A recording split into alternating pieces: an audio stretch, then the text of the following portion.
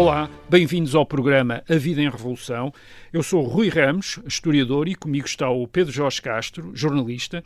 A Vida em Revolução é um podcast da Rádio Observador em que vamos falar com pessoas que viveram a Revolução em Portugal em 1974 e em 1975 para tentar perceber como foi o seu cotidiano nesses tempos de mudança e de confronto político e o que pensam hoje, 50 anos passados, sobre essa experiência.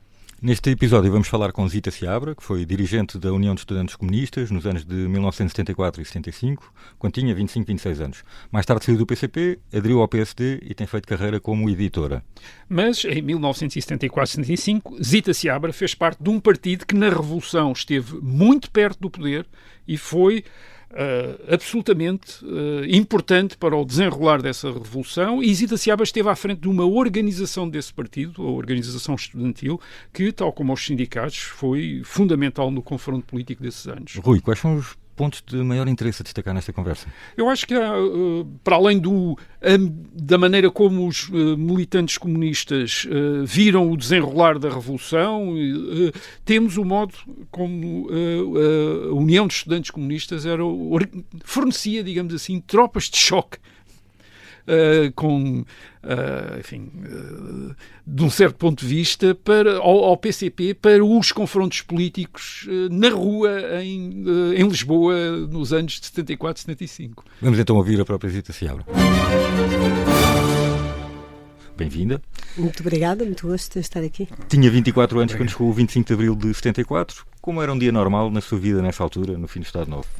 Não tinha vida normal nessa altura, porque desde há 6 anos antes que estava na clandestinidade, estava no interior do país, portanto tinha estado em Paris só uns meses para voltar para o interior, porque eu era dirigente associativa nos liceus do Porto e tinham sido presos uns estudantes e torturados, e eu é que lhe tinha dado documentos clandestinos para eles mobilizarem para um 1º de Maio no Porto, e então tive que passar à clandestinidade com um bilhete de idade falso. Chamava-me Helena Sai Costa, que era para não me esquecer do nome, e assim nunca me esquecia, no bilhete de identidade. E primeiro estive clandestina no Porto, depois vim para Lisboa, onde ajudei a fundar a UEC, a União dos Estudantes Comunistas, e estive 4 anos a dirigir os estudantes, o setor estudantil de Lisboa do PCP, que era o maior setor do PCP. Maior que os metalúrgicos, por orgulho meu. E nessa altura, na clandestinidade, portanto, vivia em Lisboa? Vivia em Lisboa, sim, ali na Calçada da Ajuda, numa casa clandestina com 2 amigas, não eram minhas amigas, que eram militantes do PCP, mas elas eram legais. Uma trabalhava no sindicato, outra trabalhava na Gulbenkian, e eu passava por hospedeira da TAP, que era uma coisa simples quando tinha reuniões. Ninguém estranharia que eu não dormisse 1 ou 2 noites em casa, porque era hospedeira da TAP. E foi aí que o 25 de Abril me encontrou. No seu livro Não Foi Assim, que está aqui, onde faz um relato extraordinário desses tempos e da sua militância comunista, descreve uma reunião numa casa clandestina em Tiros, com o seu ex-camarada Carlos Brito, mesmo nas vésperas do 25 de Abril, em que até leram, no 25 de Abril, até leram o programa do MFA, uma versão anterior do programa do MFA, que lhe tinha sido entregue por Mel Antunes. E usou uma expressão curiosa, que é que nunca sentiu uma mistura tão forte de sentimentos entre o medo e a esperança. Consegue-nos transportar para esse momento em que jogaram às cartas com o rádio ligado, à espera do sinal da revolução? Exatamente. Nós estávamos já desde a saída das Caldas, 16 de março, sim, desde 16 de março, portanto, desde março que se sabia que ia ser nessa altura que a revolução ia sair à rua. Nós, os que estávamos no interior do país, Cunhal estava na altura em Paris, e os que estavam em Paris... O interior não era o interior já agora. Não, o interior era Portugal. Era estar em Portugal continental. Era o secretário-geral do Partido Comunista nessa altura. Álvaro Cunhal era o secretário-geral do Partido Comunista e estava em Paris. Tinha vivido na União Soviética, mas depois tinha vindo para Paris. E quando aconteceu a saída das Caldas, que falhou, Cunhal deu indicações para o interior para não entrarmos em nenhuma aventura, porque ia certamente falhar e era perigoso. E fez uma coisa que comprova isto que eu estou a dizer. Convocou uma reunião do Comitê Central para se realizar em junho na União Soviética. Realizou-se em Alhandra. Portanto, e nós estávamos absolutamente por dentro a acompanhar dia a dia A ligação era, como foi dito, Mel Antunes. Eu estava numa casa de funcionários, estava o Carlos Brito, estava eu, estavam 2 outros funcionários, uma delas, por acaso, era a sobrinha do Mel Antunes, a Maria da Graça Magaça, que tinha passado pouco tempo antes à clandestinidade, e não conseguíamos trabalhar. Portanto, entrámos para uma reunião, mas não conseguimos trabalhar. Mas eu e o Carlos Brito não dissemos aos outros porquê. Porque isto era a conspiração da altura. Mas não conseguíamos reunir, e então propusemos jogar às cartas. Eles tinham um baralho de cartas e ficámos a jogar as cartas pedindo para ter o rádio aceso, que eles acharam estranhíssimo. A certa altura, quando há o primeiro sinal, depois do adeus e a grândola, pronto, terminámos de pé, abraçados uns aos outros. Lembro-me que o funcionário mais jovem disse: a primeira coisa que eu vou fazer é tomar banho. Não lembrar ninguém, não sei porque é que ele disse isso, mas nunca mais me esqueci. E tomámos então a decisão de avançar para Lisboa. Saí com o Carlos Brito em direção à casa de uns tios meus em Oeiras, a pé, de noite, de madrugada. Eles não estavam no estrangeiro, foi um azar. Fomos até a estação de Oeiras apanhar o comboio, e a primeira coisa que fizemos foi uma coisa que era proibida a um clandestino: tomar um café no balcão do café da estação de Oeiras, apanhar o comboio, sair e ligar para os meus pais, telefonar de uma cabine. Foi absolutamente surpreendente, porque o número ainda existia, era o mesmo. Os meus pais sabiam que tinha acontecido o golpe, portanto aquilo tinha sido pouco tempo antes, mas eram vizinhos dos pais do Rui Veloso. Viviam no Porto, num bairro onde viveram muitos anos, juntamente, e o pai do Rui Veloso era irmão do Pires Veloso. Sim, que estava militar. Por dentro, o militar, e que avisou. Norte, não é? Sim, Mais tarde. E que avisou o irmão. E portanto eles foram correr bater à porta lá a casa às 6 da manhã, e os meus pais estavam naquela expectativa: é desta vez que cai o regime. E foi mesmo. Foi mesmo assim. Portanto, isso já é uma grande mudança da passagem da clandestinidade, em que não podia tomar um café, para... Nem telefonar para casa. Para... enfim, um ambiente em que podia fazer muitas coisas. O que é que fez a seguir ao 25 de Abril, além, provavelmente, todas as tarefas políticas que deve ter tido, quer dizer, mas o que é que fez pessoalmente? O que é que lhe apeteceu fazer? O seu camarada queria tomar banho, quer dizer, o que é que lhe apeteceu fazer? Portanto, além de tomar café, a primeira palavra de ordem que demos, e o Carlos Brito foi apanhar o setor que controlava, que era o setor intelectual e operário, Direção Regional de Lisboa e Margem Sul, e eu fui apanhar os estudantes. E fui a uma primeira casa onde viviam vários estudantes em Benfica, e dar-lhes a palavra de ordem de ir para a porta da cadeia. Sim. Foi a primeira de todas, para Caxias ou para António Maria Cardoso, porque o grande receio era que os PIDs, com medo, fizessem represálias sobre os presos que lá estavam. Portanto, foi a nossa primeira palavra de ordem de todas. Foi isso ainda no dia 25? Logo na madrugada, de manhã cedo. Então, nesse trajeto por Lisboa, enquanto ia acordar os estudantes ou resgatar os estudantes, cruzava-se já com algumas marcas da Revolução? Cruzava-me com muitas. Já sentia alterações? Com muitas. Nós depois tínhamos combinado... Já sentiu a Revolução na rua? Não é? Porque já estava programado pelo Carlos Brito, combinámos que o quartel-general do PCP nessa noite era a casa do chefe da estação de comboio de Benfica. Que era um sítio onde era fácil chegar, porque havia comboios, havia autocarros, havia não sei o quê, e também passava muita gente, não daríamos nas vistas se aquilo desse para o torto, não saísse vitorioso. E continuaram a manter um plano de clandestinidade quase? Sim, completamente. Apesar da liberdade? Completamente. Portanto, eu fui agarrar o setor estudantil, digamos assim, mandá-los para a rua, para as cadeias, para a porta das cadeias, era a palavra de ordem. Não era para o Lago do Carmo, mas era ali ao pé, e depois encontrar-nos para trocar opiniões na casa do chefe da estação de Benfica, onde eu fui ter. E aí estávamos todos a reunir e ouvimos barulho e dissemos: são os tanques a passar. Fomos à janela, não era nada, era carros do leite andavam a distribuir comida e não sei o quê, o normal da época.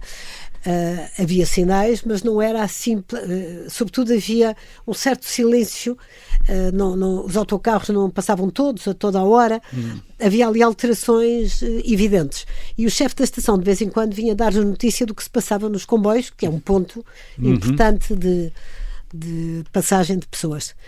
Depois, eu tinha combinado com o setor estudantil onde não havia telemóveis na época, convém dizer, não é? Exato.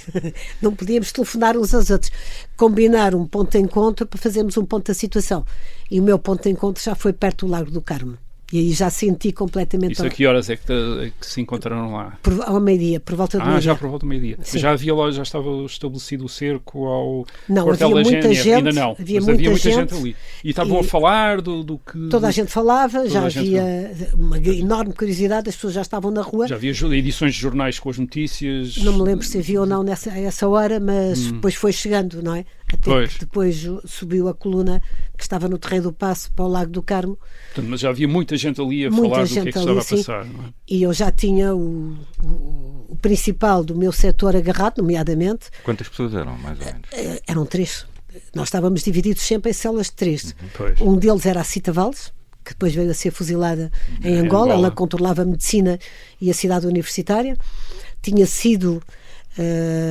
por mim castigada, entre aspas, porque tinha feito uma coisa que estava proibida de fazer, tinha distribuído tínhamos feito uma distribuição de papéis a partir do elevador de Santa Justa com um fio de pesca e os papéis que voavam com o vento a apelar ao 1º de Maio, portanto isto era tudo a preparar o 1º de Maio. E depois punha-se uma mecha de isqueiro de pescador e fugia-se, não é? Os ubeques faziam muito isto. Depois a mecha incendiava o fio de plástico de pesca e quando chegava cortava e os papéis voavam. Eu tinha dito à Cita Valles que ela não podia fazer isso porque era uma das responsáveis do setor, só que ela achou tão divertido que participou pessoalmente e depois eu despromovia, mas nesse dia voltei a promovê-la. Foi outra vez. Foi levantado. O castigo foi a despromoção? Foi, e depois foi levantado.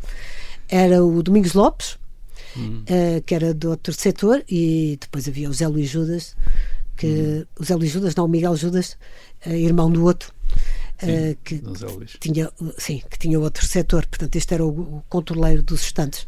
Mas, portanto, ainda esteve na Baixa, no Chiado, nessa altura, assistiu depois ao cerco no Largo do Carmo? Não, quando vieram os tanques saí imediatamente, não fosse aquilo de dar para algum problema que pusesse em causa.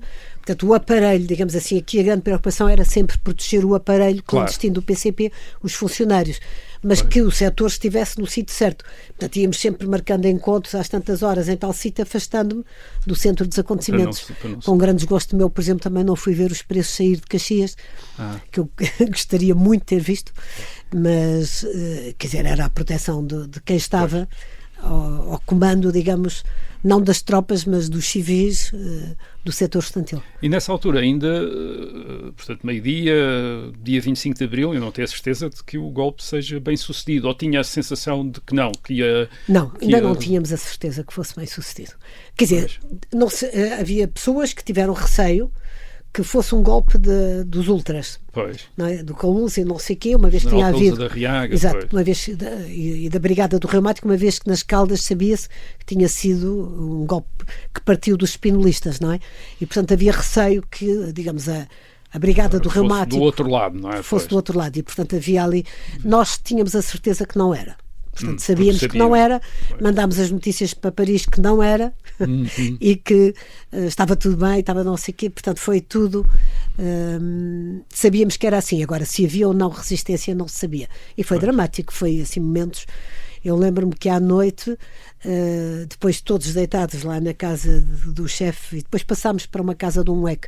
Havia um UEC que tinha um grande apartamento e já éramos mais, porque já se tinham juntado outros setores. Tínhamos também o representante, o controleiro do setor militar connosco.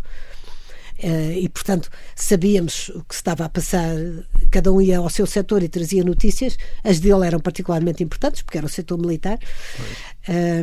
E, portanto, à noite ainda estávamos muito preocupados. De 25 para 26 ainda não se sabia se estava tudo absolutamente ganho e se podíamos cantar a vitória. Só depois a 26 é que isso aconteceu. E a isto já agora acrescia uma pressão adicional, que é precisamente aquilo que referiu antes, esse apelo do Álvaro Cunhal para não se embarcar em aventureirismos, não é?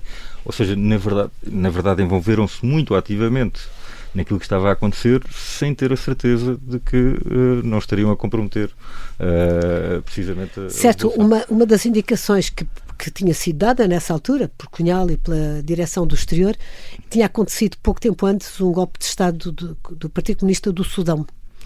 E depois tinha sido tudo fuzilado, tudo morto e tudo. Foi uma repressão brutal. E então era dito, não se pode avançar para aventuras tipo Sudão. Tínhamos isso na memória, não é? Tínhamos isso. Mas, portanto, em parte podiam estar a desobedecer a uma indicação direta de Cunhal, não é? Porque estávamos a desobedecer a uma indicação direta. Não, estávamos mesmo a desobedecer com consciência disso, não é? O camarada está fora, não sabe o que está. É um risco ainda maior, não é? Além de todos os outros riscos, imagino que... O camarada está fora, não está a acompanhar. Aliás, é muito curioso porque mesmo quando Cunhal chega a Portugal, não é? Ele depois vem de avião, 5 dias depois do Mário Soares, quando ele chega a Portugal, ele tem muito pouca noção da vida no país. Está fora há muitos anos, não é? Depois esteve preso. Tinha estado preso desde 49 até 60 e depois 60... Depois esteve na clandestinidade em 60 e depois foi preso. Em 49 foi preso, foi apanhado no Luz e depois esteve muitos anos na cadeia no isolamento, depois voltou... fugiu de Peniche, foi para a União Soviética, portanto ele tem muito pouca vivência do que é o país. Portanto ele praticamente quase não conhecia. 20 e tal, quase 30 anos. Há 30 anos que não conhecia o país. E há uma descrição que é feita pelo Carlos Brito no livro de memórias dele que é muito interessante, porque ele pede ao Cunhal para dar uma volta de carro, o Cunhal pede ao Carlos Brito para dar uma volta de carro para ver Lisboa. E depois fica muito espantado. Um dos comentários que ele faz é: mas as pessoas andam calçadas, não andam descalças. Portanto, havia um desconhecimento. Era muito só através de terceiros, não é? Pois. Sim, o país tinha-se tornado um país estrangeiro para ele, porque claro. de estar tanto tempo fora e, sobretudo, fora da vida normal, não é? Da vida normal, do cotidiano, não é? Havia outros que tinham vindo ao interior, ele nunca veio ao interior, até porque era perigoso. Sim, e, portanto, conhecia muito pouco da vida mas cá. Mesmo para quem tinha estado cá, quer dizer, na clandestinidade, de repente a vida legal também é uma coisa muito diferente, não é? Permite ver outras coisas. No meu setor não era bem assim, porque os estudantes que eu controlava viviam uma vida normal. Eu não ia aos cafés, não sabia o que era um café. O Piolho sabia, porque quando era no Porto, porque quando era estudante tinha frequentado, mas o Vavá não sabia, nunca tinha ido ao Vavá. E portanto eles descreviam-me e eu fazia ideia de como era. Eu vestia a roupa da Cita Valles, por exemplo, nós tínhamos o mesmo tamanho, o mesmo número de roupa. Eu, quando não tinha roupa, ela dava-me e ela era muito minha amiga e muito vestia logo, tu estás tão mal vestida e o vestido não te serve, ou é grande demais, que raio de número é esse? E portanto tirava a roupa dela, levava o meu, para desespero da mãe dela, que aparecia em casa com uma coisa. E portanto eu com os estudantes nós vivíamos muito próximo com o cotidiano. Embora eu lembro-me que estava eu na clandestinidade, por exemplo, uma vez fui autorizada a apanhar o metropolitano e fiquei completamente baralhada. Como é que isto funciona, não é? E a certa altura fiz uma pergunta a um senhor para que lado era o sítio para onde eu queria ir, e ele perguntou-me: mas sabe ler? É assim um isolamento grande. Pois. Nestes aspectos, não é? Não convivia, mas eu no meu setor, apesar de tudo, tinha alguns contactos. E a adaptação à legalidade é rápida. É muito mais difícil adaptar à clandestinidade. Isso é que é difícil. No dia a seguir, a estar livre, a encontrar a família, encontrar não sei o quê, a pessoa mergulha na liberdade como um peixe na água, não é? Pois, é o normal. É o normal, já não anda com a... Desligou-se dos cuidados todos de se estava a ser seguida, por Sim, exemplo, aquele olhar nas montras que nós aprendíamos, não é? Quando íamos na rua a olhar para as montras, para ouvir a montra, para ver se íamos a ser seguido e tal. Nunca mais fiz isso. Passou-me logo. Portanto, havia ali uma adaptação à legalidade que era fácil, a outra que era difícil. E entre os seus camaradas, por exemplo, até entre aqueles mais velhos, também havia a mesma disponibilidade para se adaptarem à vida legal? Alguns não. Por exemplo, o Sérgio Vilarigues, que tinha o maior número de anos da clandestinidade, tinha estado há 21 anos clandestino sem ser preso, continua a viver como se fosse clandestino. Eu depois tive muitas discussões com ele na direção do PCP, porque, por exemplo, nós ganhávamos, como funcionários do PCP, o que ganhava o salário mínimo dos metalúrgicos. Estávamos sempre equiparados aos metalúrgicos. E eu dizia: camarada, quer dizer, as pessoas nem têm dinheiro para pôr as crianças na creche e precisam de, são funcionários, precisam de vir trabalhar e, portanto, precisam da creche. E ele achava estranhíssimo como é que não tinham dinheiro, porque ele não ia ao cinema, ele não tinha filhos pequenos, não tinha netos pequenos. O filho dele já era grande. Portanto, vivia completamente como se fosse na clandestinidade, ia para casa no carro e voltava para o PC, não fazia outra coisa. Não ia ao restaurante, não ia ao café. Havia alguns assim, mas a maior parte não. A maior parte adaptou-se a essa vida. Sim, completamente. Normal, Completamente. E referiu há pouco este telefonema que fez de uma cabine telefónica para os pais. Eu gostava de perceber como é que foi esse regresso a uma vida normal, em termos familiares e até com os amigos, não é? Até descreveu, fez anos logo a seguir. E o bolo de aniversário tinha uma bandeira do PCP desenhada. Exato, não é? exato. Um mês depois da Revolução. Esse regresso, depois de uma longa ausência ao contacto familiar, como é que se processou? Fizeram-me uma grande festa de anos, os meus pais, no Porto. Eu vivia no Porto, não é? E convidaram todos os meus amigos de infância e de juventude. A desculpa que se tinha dado em relação ao sítio onde eu estava era que estava em Paris. E, portanto, as pessoas desconfiavam um bocadinho, mas pronto, passava... Portanto, oficialmente estava em Paris a estudar. Em França. Para alguns, por exemplo, para a família próxima, eu estava a estudar em Moscovo e eu tinha um primo que estudava em Moscovo, primo direito, e eu oficialmente estava a estudar ou em Moscovo ou em Paris. Portanto, nem os seus pais sabiam que estava cá? Sabiam. E encontraram-se uma vez comigo. Eu encontrei-me uma vez com os meus pais. E havia um estudante da UEC, que era um médico do Porto, foi diretor do Serviço de Cardiologia do Hospital de Santa Maria, chamava-se Graça, até tem o nome dele no serviço, ele faleceu, e ia à minha casa de vez em quando levar uma carta e trazer uma carta. E uma vez a minha família encontrou-se comigo, o meu pai, a minha mãe, o meu avô e os meus tios alugaram um apart-hotel em Sesimbra, e eu fui lá ter e estive com eles 3 dias, foi a única vez que os vi.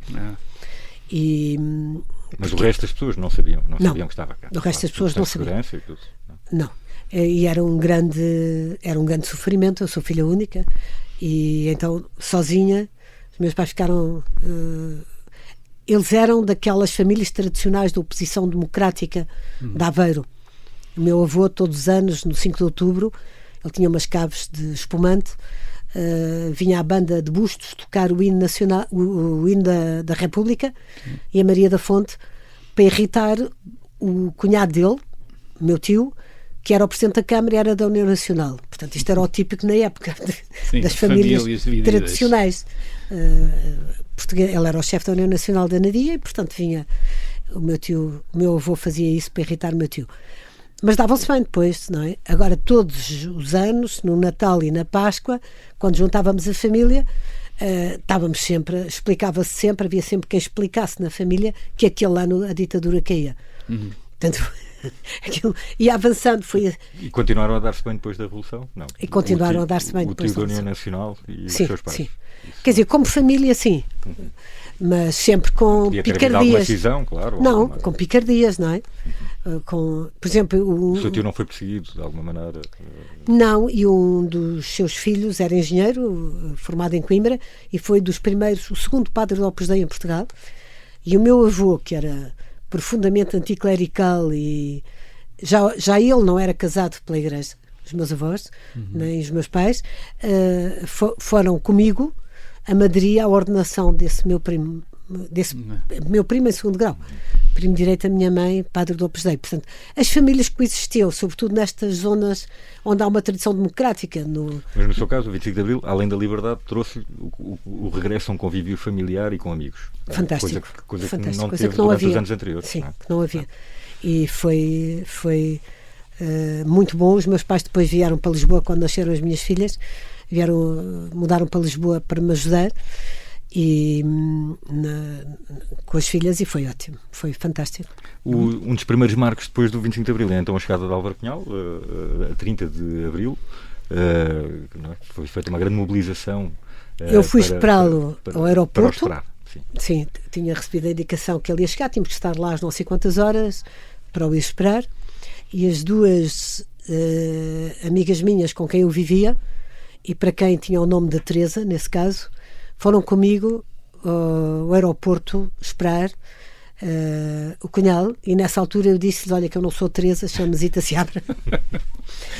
E uma que era irmã de uma delas, que aliás era companheira do Manuel Guzmão, e portanto e outra tinha sido casada, enfim, eram todos dessa área, não eram do PCP, eram de uma área de esquerda militante, mas muito simpatizante do PCP. Ficou furiosa por eu não ter dito antes que não era nada Teresa, que era Zita Seabra. Mas tinha mesmo perante elas, portanto, tinha mantido as regras da clandestinidade. Não? Elas não sabiam nada do meu nome, nem de onde eu vinha, nem quem eu era. Para elas era a Teresa. A casa foi alugada, elas é que pagavam a casa. Tínhamos pouco dinheiro, porque vivíamos do salário delas, que não era muito alto. E por exemplo, tivemos uma grande discussão se comprávamos primeiro um giradiscos ou um aquecimento para tomar banho quente. Andámos ali numa grande discussão.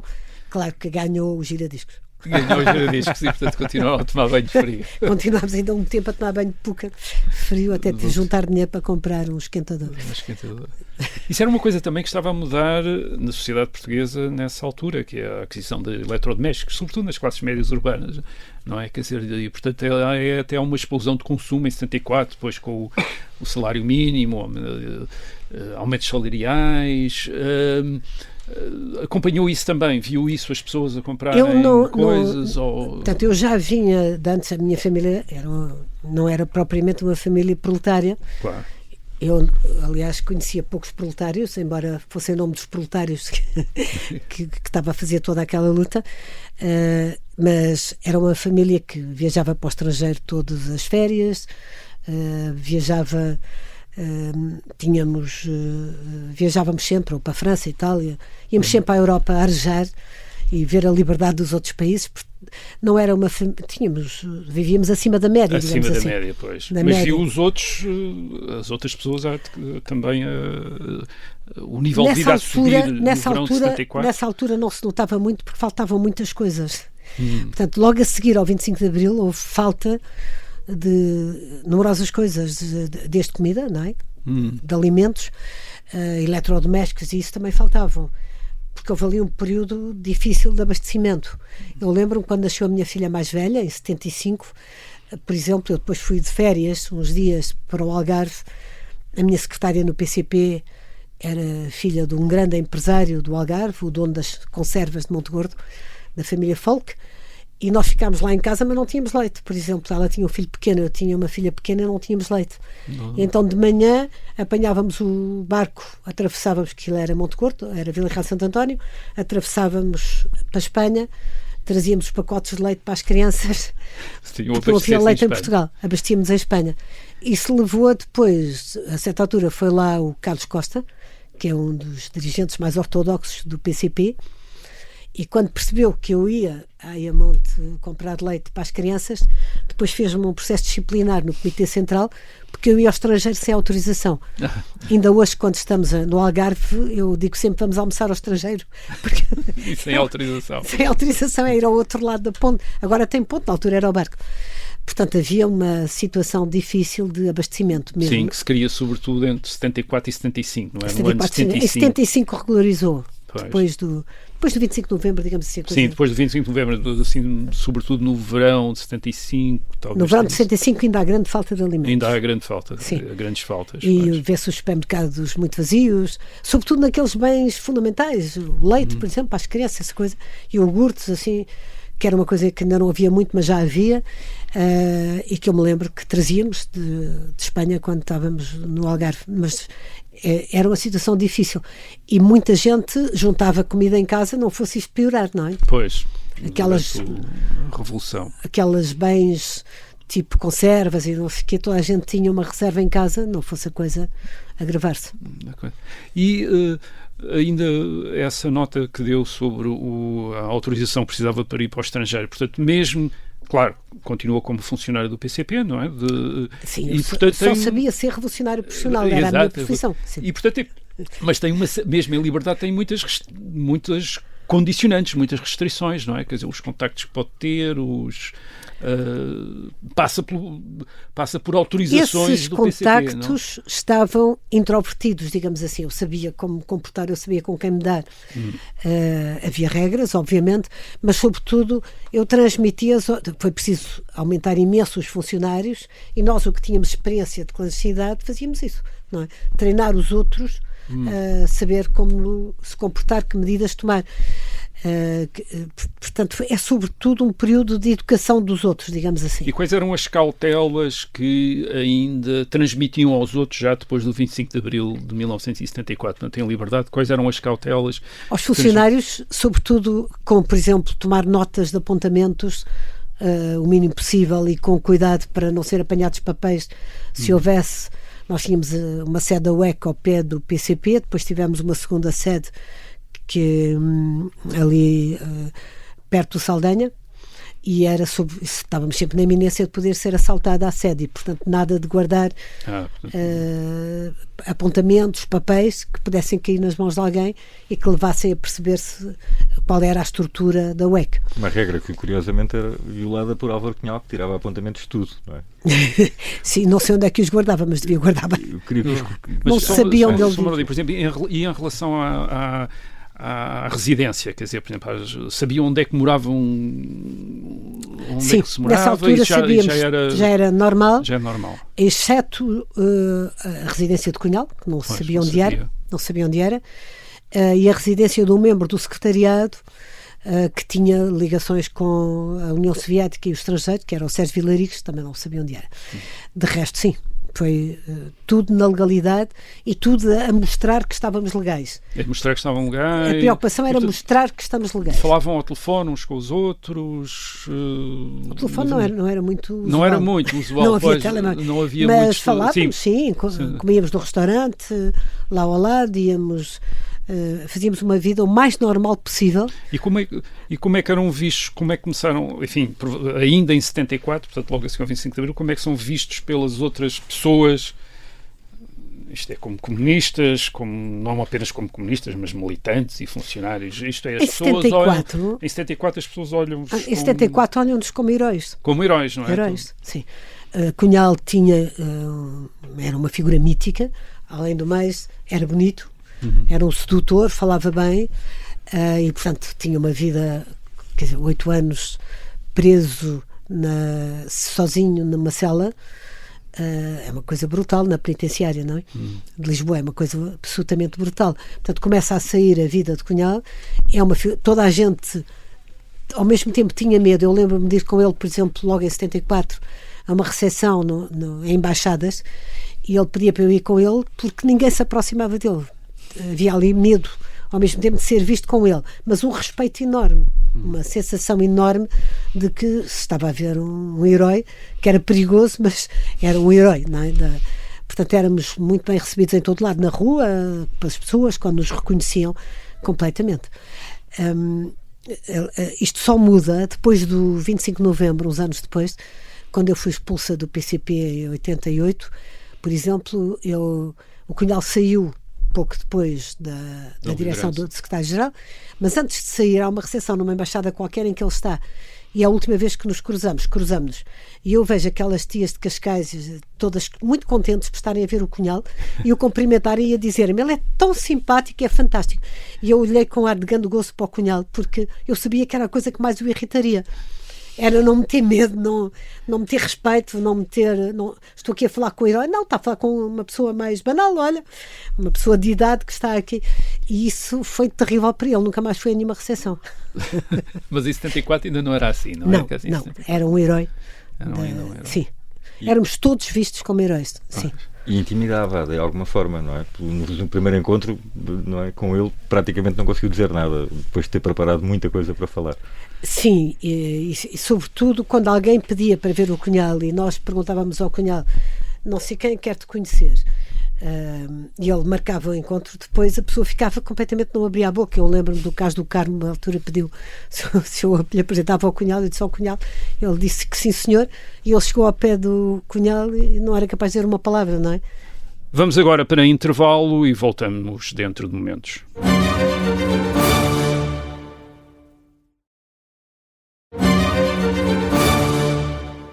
Estamos de volta à segunda parte deste episódio de A Vida em Revolução. Como funcionário do PCP, tinha muitas reuniões? Quer dizer, como é que era o dia-a-dia? Qual era o seu trabalho num dia normal de trabalho? Quer dizer, Tínhamos muitas reuniões e tínhamos missões todos os dias, porque nós tínhamos uma missão muito complicada na UEC, que não era só a revolução, mas era fazer frente aos grupos esquerdistas, maoístas, marxistas-leninistas, MLs, trotskistas, AOCs, MRPP. Então, normalmente de manhã batíamos uns nos outros na cidade universitária e à tarde a polícia vinha. Portanto, nós tínhamos essa missão os grupos esquerdistas eram muito perigosos para o sucesso da revolução. Certo. Particularmente o MRPP, mas não só. E, portanto, por exemplo, só para vos dar um exemplo, há uma altura que o Técnico tinha um partido próprio, que era os POPs. Mas o MR também tinha força, não era o sítio onde tinha mais força em Direito. No Instituto Superior Técnico, não é? No Técnico não tinham tanta força, tinham mais em Direito, mas também havia. E havia um plenário dos MRs em Direito, no Técnico. E então foi-nos pedido que a UEC cercasse o plenário, depois deixássemos que o MRPP nos atacasse, porque o COPCOM ia à nossa defesa e prendia-os a todos e víamos livros dos MRs. Portanto, eu dei indicações aos UECs para avançar para o Técnico, não é? Estava membros da segurança do PCP e do setor militar a assistir, não é? Para chamarem o COPCOM no momento que fosse preciso. Chamaram o COPCOM e o COPCOM do hotel não veio.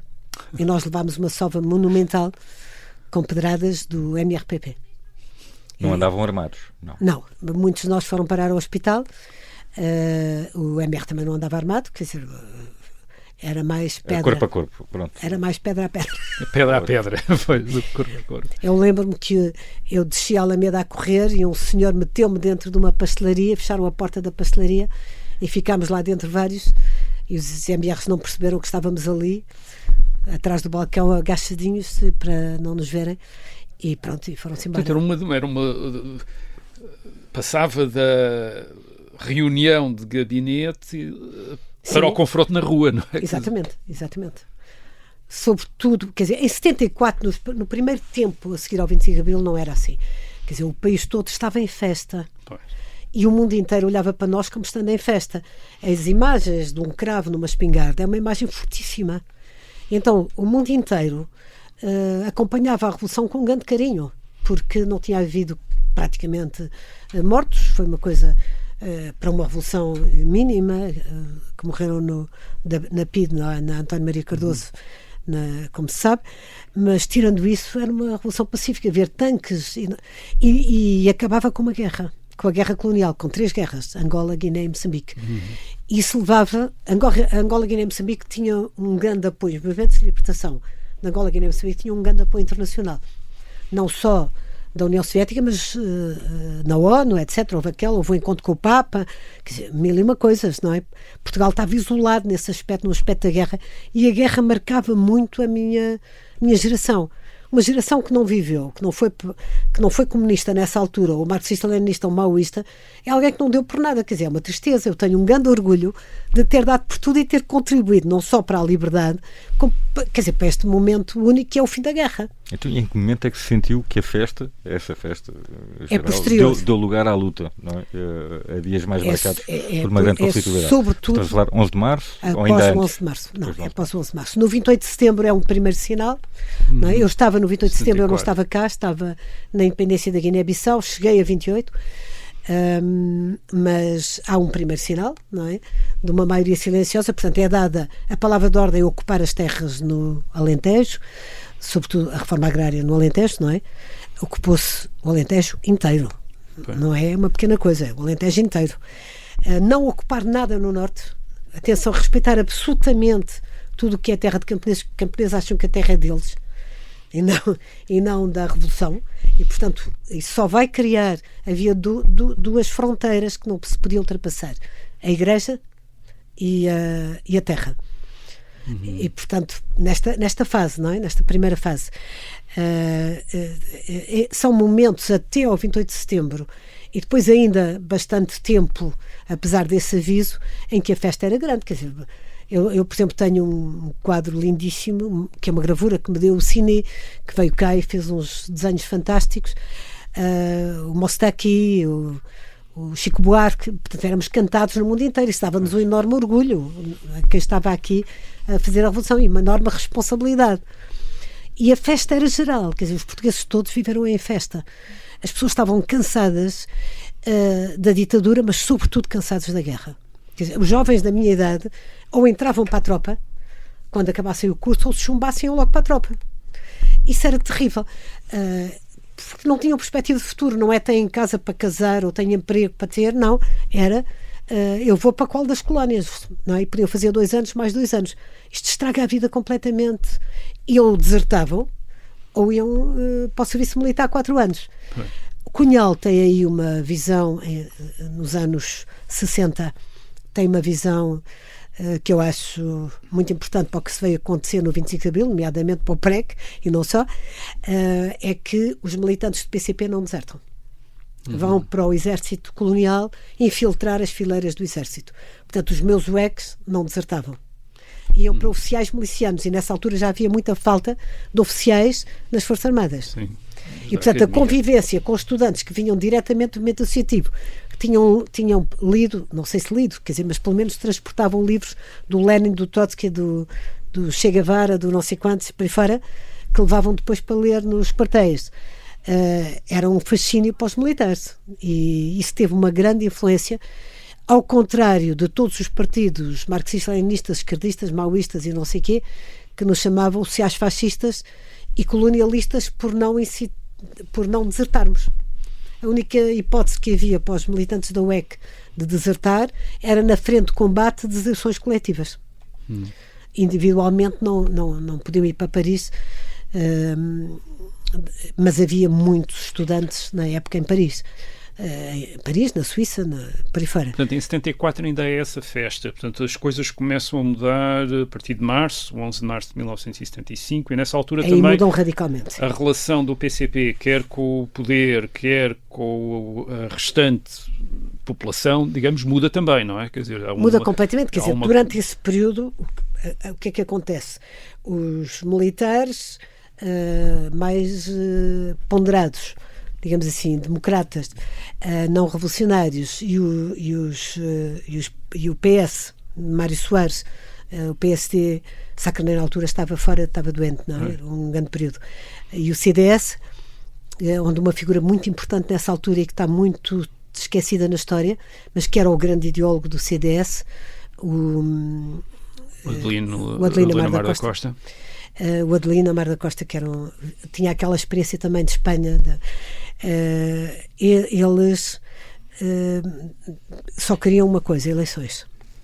E o PCP só queria uma coisa: isto era o fundamental, que não houvesse eleições. Portanto, todo o período de 74, 75 se vive, as eleições estavam no programa inicial do MFA, se vive com o PCP e os militares revolucionários a fazer frente comum para não haver eleições, para adiar as eleições. Pois. Estamos a falar de uma dupla derrota, que é ter havido eleições e o PCP ter tido um resultado muito abaixo. O PCP tinha medo das eleições por isso mesmo. Mas já sabiam. Não. Quer dizer, havia medo porque se dizia o povo pode não estar suficientemente esclarecido e ter medo. Por isso, por exemplo, se alterou no Comitê Central de Alhandra, que eu há pouco falei, logo a seguir ao 25 de Abril, alterou-se o programa, tirou-se a ditadura do proletariado, para não baralhar as pessoas e para dar um ar mais normal, e manteve-se o MDP-CDE um bocado com esta ideia. No Sul, os assalariados rurais e os metalúrgicos e os UECs gostam de ser comunistas e o mais comunistas possíveis, mas no Norte não. E, portanto, no Norte fica o MDP-CDE e nós no Sul, e talvez a gente ganhe isto. E a certa altura tem-se uma dinâmica que se pensa que sim. Ainda o PCP ainda fez uma tentativa, ainda fez a proposta a que ninguém ligou nada, mas há essa proposta feita por Cunhal, do MFA se transformar em partido e concorrer às eleições. Não teve aceitação nenhuma, e então apelaram ao voto em branco, que também não teve grande resultado. E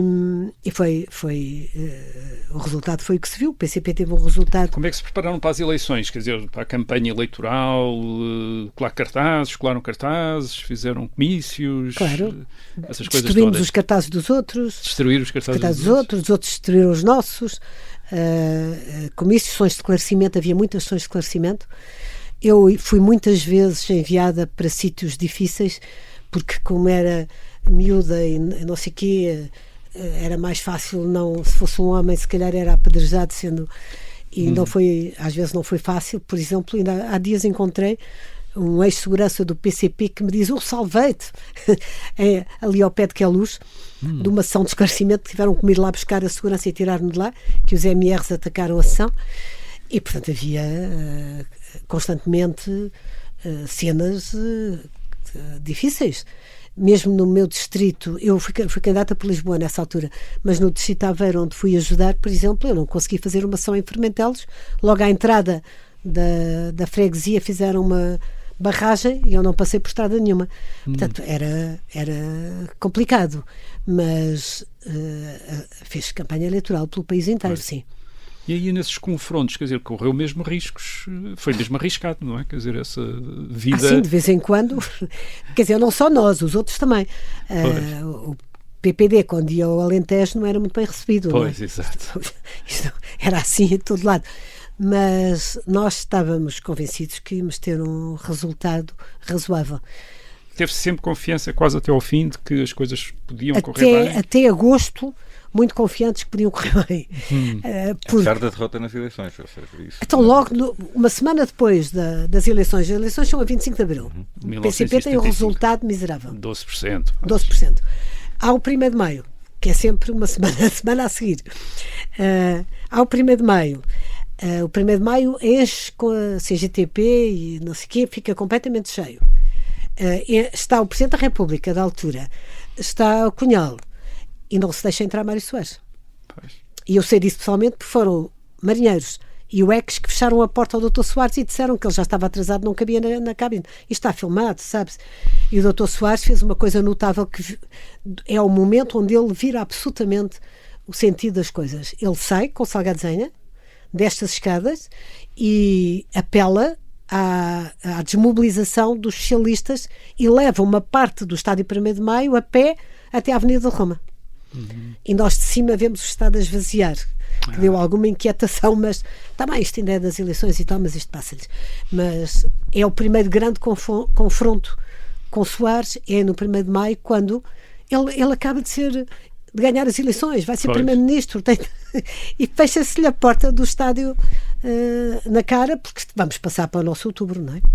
E portanto aí depois há todo o confronto, não só nos militares, como depois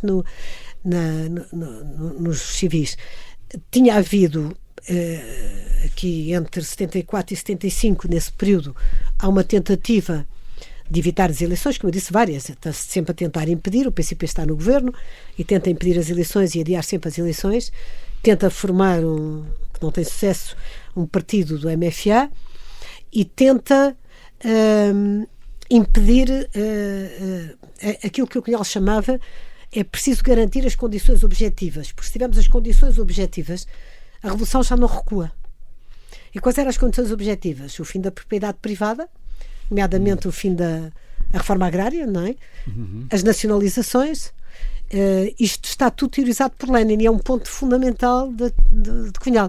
Há condições objetivas, é por isso que ele diz depois ao Liliana Falacci que não é possível uma democracia, como uma democracia liberal, normal, iguais às outras na Europa, porque não há condições objetivas para ela existir, uma vez que os capitalistas fugiram todos, ou alguns foram presos, os proprietários das grandes terras foram-se embora e, portanto, isto vai caminhar para o comunismo. Pois. Só precisamos é de ter, estou a simplificar, mas para se perceber, só precisamos é de ter metade dos militares mais um, como dizia Lenin. Pois, exatamente. E, portanto, portanto, é com muita confiança que vivem, pelo menos até agosto de 1975, o processo revolucionário. Quer dizer, estão convencidos. Sim, em agosto estamos convencidos que aquilo vai andar direitinho e que nos militares se está a ganhar terreno. O hotel o primeiro-ministro Vasconcelos era objetivamente um aliado vosso? Claro, era militante do PCP, militante do PCP, quer dizer, era comunista. Sim, era comunista. E portanto tinha-se ideia que sim, que era possível, e tinha-se e desenhava-se isso na própria força do MFA, na forma como o pacto MFA-partidos foi feito, povo-MFA, primeiro, em que conseguiu que não houvesse nenhuma referência a eleições. Apesar de estar no programa inicial do MFA, quando é feito o pacto, o povo MFA não está lá, e depois com os 9 é que voltam a introduzir a ideia. E uma coisa, nessa altura também o PCP aumenta, não é? Muitos novos militantes. Claro. Como é que lidavam com esses novos militantes? Tinham a sensação que havia gente que estava ali porque parecia que era o... enfim, mas isso não estava a favor do vento, não fazia diferença. Não fazia diferença nenhuma. Estão sempre a favor do vento quando uma revolução está a ser. Pois. Já em outubro estiveram. Depois se vê. Depois se vê. Portanto, aceitavam quem viesse, era isso. Exatamente. Até se voltaram a ser militantes, gente que tinha sido expulsa do PCP porque tinha falado na cadeia, sobretudo no setor intelectual, por exemplo. Então houve-se perdão, quase. Sim. Portanto, foi visto caso a caso, mas todos entraram novamente no PCP sem grandes problemas, porque o que interessava era fazer um grande partido de massas que permitisse conduzir a revolução. Mas mantinha-se uma fronteira clara entre quem pertencia ao PCP antes do 25 de Abril e quem aderiu depois. Ou seja, havia quase uma diferença de classe dentro do partido. Claro que havia, no sentido, por exemplo, para ser promovida a controleiro e não sei o quê, havia. Embora não se dissesse e procurássemos misturar, não é? Mas havia uma elite, obviamente. Depois, quando se era escolher para o Comitê Central, escolhia-se bem quem vinha de antes do 25 de Abril.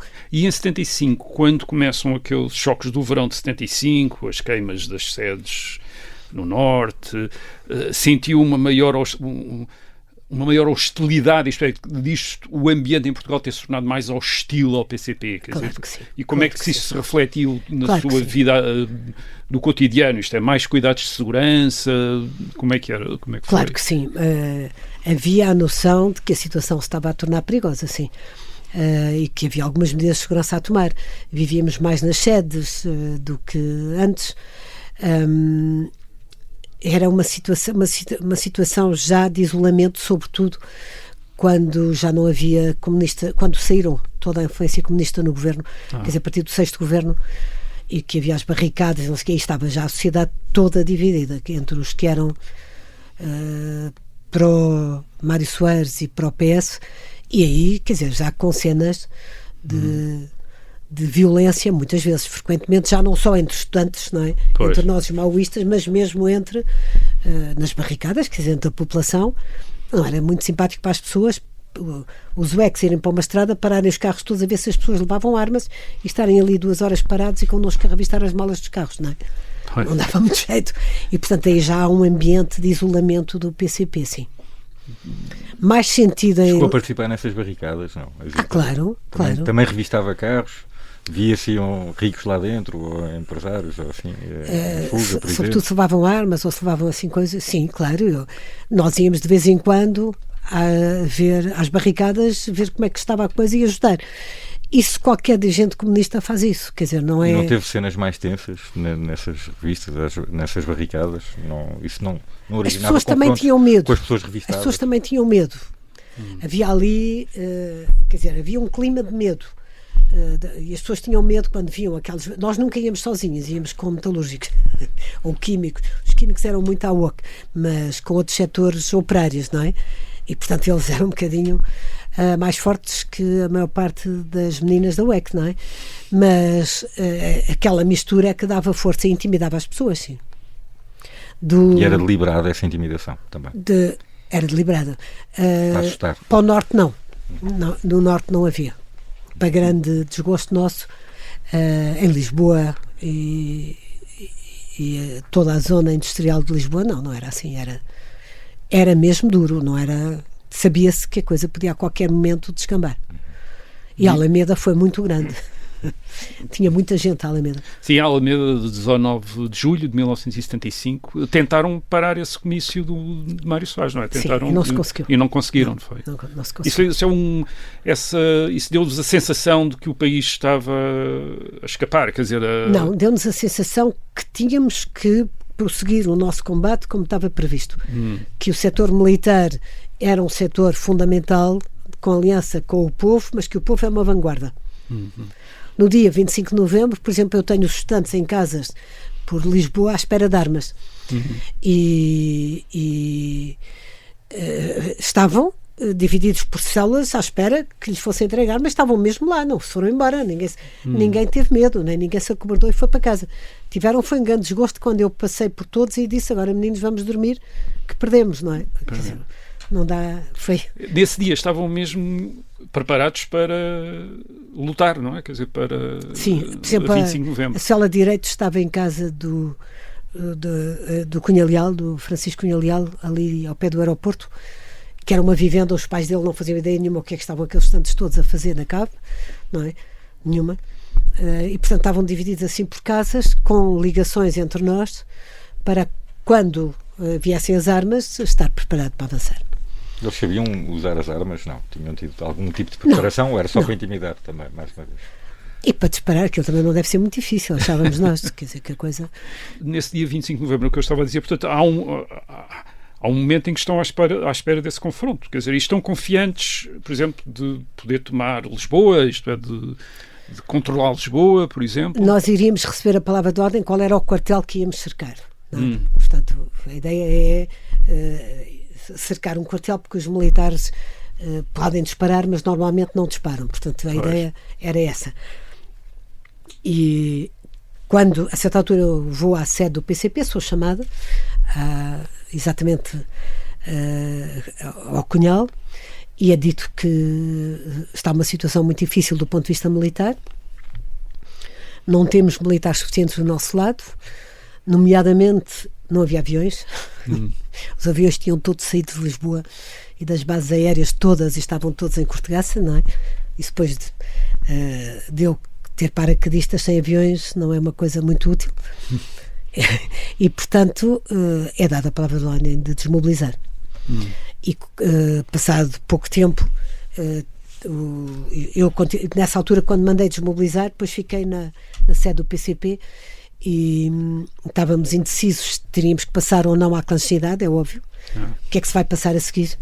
E vai um militar dos 9 à sede do PCP dizer que era garantida, Mel Antunes garantia em nome dos 9 e os 9 garantiam que o PCP não ia ser passado à clandestinidade. Portanto, alguns dos membros da direção protegeram-se, e mais conhecidos e não sei o quê, outros fomos calmamente para casa, porque havia essa garantia da parte do grupo dos 9. O que é que falhou do lado do PCP? O que é que deviam ter feito que não conseguiram para conseguir os tais 50% dos militares mais um? Então, Otelo, que tinha tido preparação em Cuba e tudo, foi mandado para casa dormir por Costa Gomes, mandou-o embora.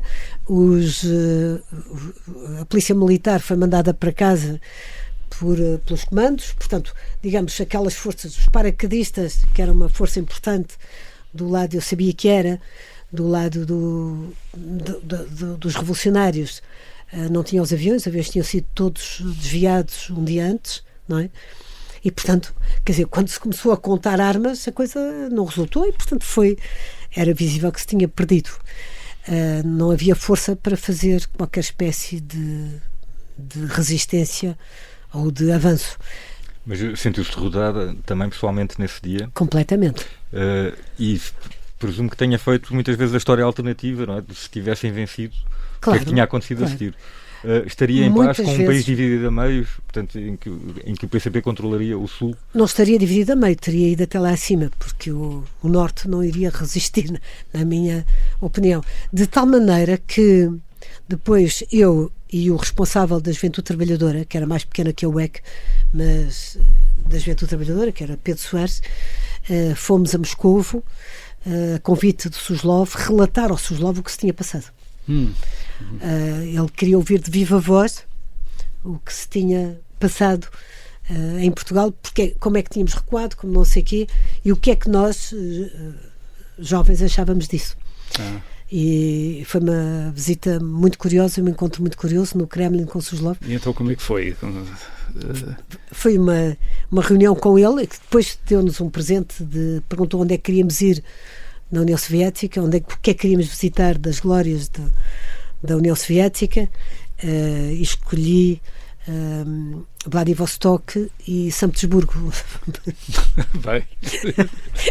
E assim se fez. E assim se fez. E fui também à capital da Sibéria ver a parte espacial, que era o grande orgulho dos comunistas, um bocado para esquecer a derrota que tinha havido cá. A conversa com ele é uma conversa em que, sobretudo, ele quer ouvir de nós o que se tinha passado, não é?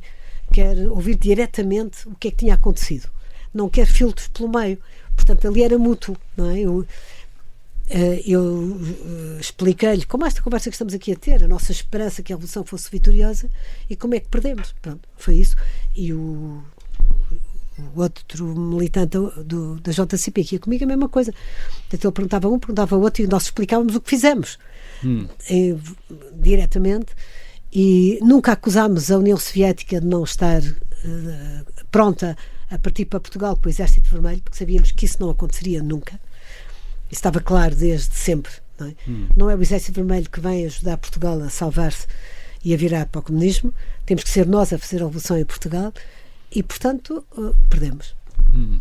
Cunhal nunca aceitou que tenha perdido. Nunca. Pois. Cunhal disse sempre que as condições objetivas e subjetivas e as conquistas irreversíveis da Constituição criavam condições para que caminhássemos para o comunismo. Portanto, ele esteve sempre convencido que ainda era possível. Quando eu sou expulsa em 1988, na minha defesa, eu digo que, na minha defesa, eu apresento as minhas divergências, e uma das divergências principais é exatamente eu dizer que é ridículo, depois deste tempo todo, em 1988, já passado tantos anos da Revolução, ainda todas as reuniões do Comitê Central, dizermos: nós estamos à espera da luta armada, isto só vai com luta armada, não vai com eleições. E todas as reuniões do Comitê Central isto era dito e explicado, sempre.